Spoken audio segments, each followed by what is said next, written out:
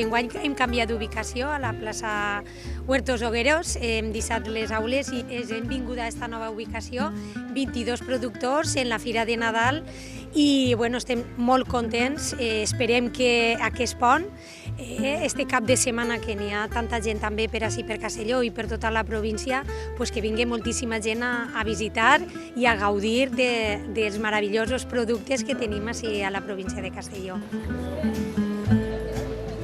Eixe interior, en aquests productes magnífics que té, s'assoma així a Castelló, a la capital, perquè sabeu que des del patronat, des de la Diputació, n'hi ha una ferma aposta per la gastronomia i per el producte de proximitat, per aquests magnífics productes que tenim a la nostra província i també per aquest recolzament al sector primari, que també moltes vegades ens demanen, i fem sector primari, fem comerç i fem restauració.